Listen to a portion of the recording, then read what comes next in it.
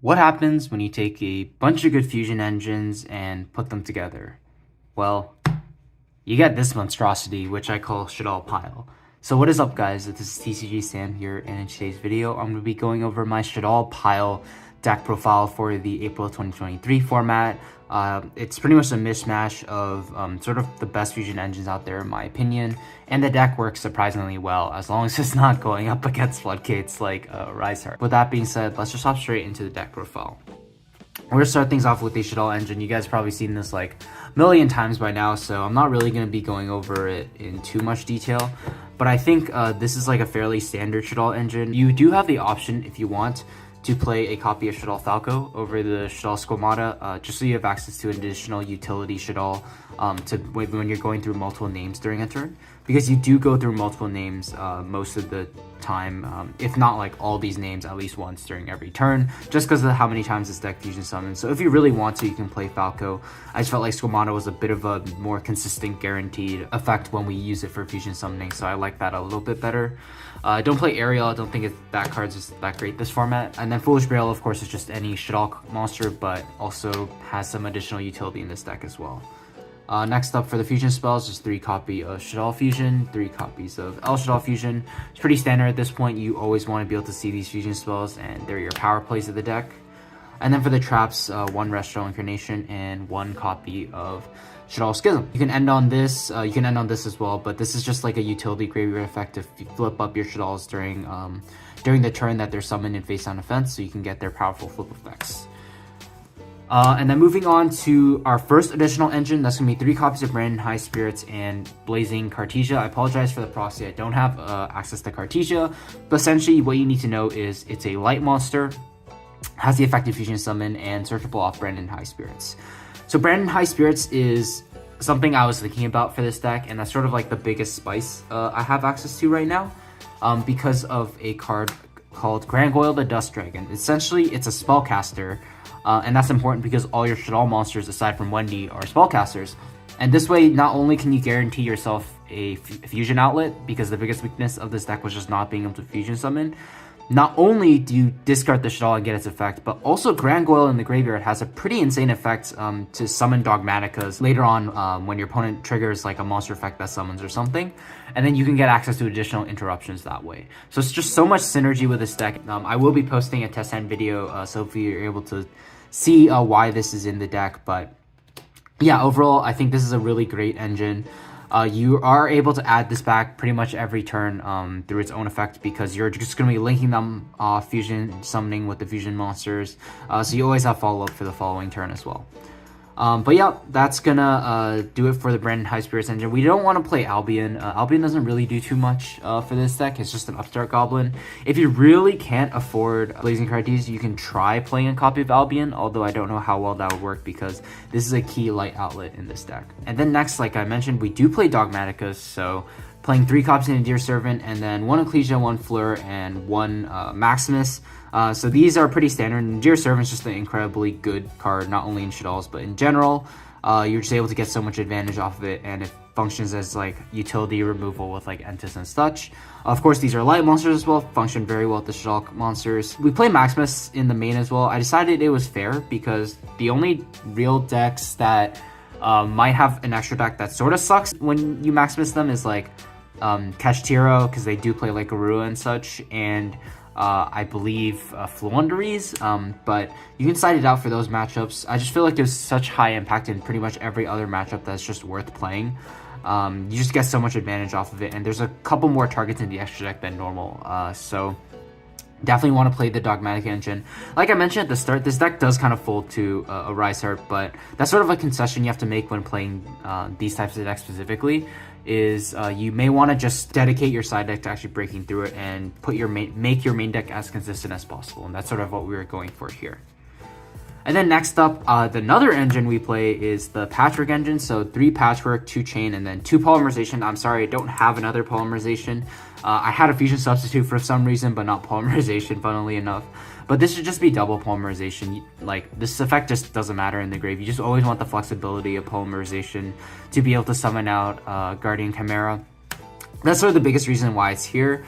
Gets you access to Guardian Chimera, It does also help the issue of having just too many like random monsters that aren't like Shaddolls, because I realized with this deck, I'm putting together a lot of random engines, and sometimes the Shaddoll fusion spells just actually can't get them to the graveyard. So I figured this would be the perfect engine to supplement it, because it gives you access to board breaking card like Guardian Chimera, gives you a little bit more consistency with Patchwork as well. So yeah, I think that's a pretty solid package in this deck. And then sort of just for the miscellaneous monsters, we're playing one Firm Power Trick Clown.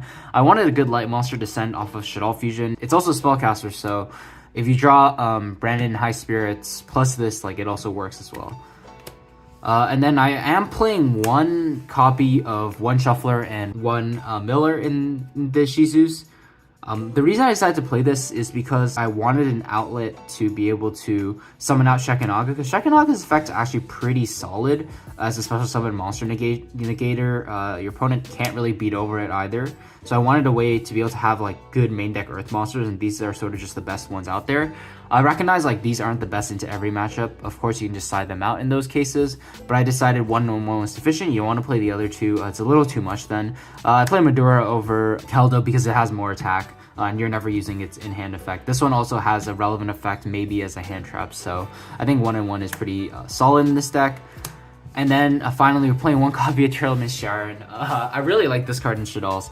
Not only is it just an additional fusion spell, essentially, it can also sort of unbrick you by sending cards like Edgem Chain and Shaddoll monsters to the graveyard, summoning it, milling 3, and then triggering those effects. So Sharon's just a really good utility card because it keeps putting itself back to recycle your fusion monsters and summon out more. So that's it for the regular engines, and then we just have 3, I guess, flex slots. I went with Super Polymerization. Super Poly in this deck's great. This is sort of like your only out to a Rise Heart in the main deck, and yeah, like I said, that's sort of a concession I made when building this deck. Yeah, you are just going to lose to a Rise Heart most of the time, but what can you do? You build your side deck to solve that problem. It's pretty decent into other matchups as well, and we do have the appropriate targets in the extra deck to always make it good. And I just thought it was the perfect going second card to actually play in this deck.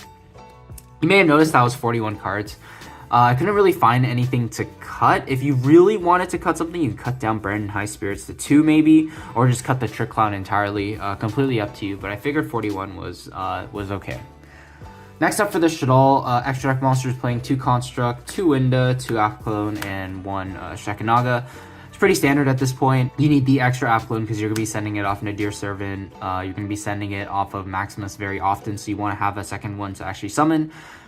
And the Shekinah, like I mentioned, I really like this card to be able to send the Shizus from your deck, and its negation effect's actually pretty solid as well. We are also playing the Gargoyle. This is for the Brandon High Spirits. Like, yes, technically you could summon it with Blazing Cartesia if you hard draw the Blazing Cartesia. It's pretty solid in that case too, because you can just dump Athlone from the extra deck. So, I mean, you're not meant to summon it, but you can summon it, which is pretty nice.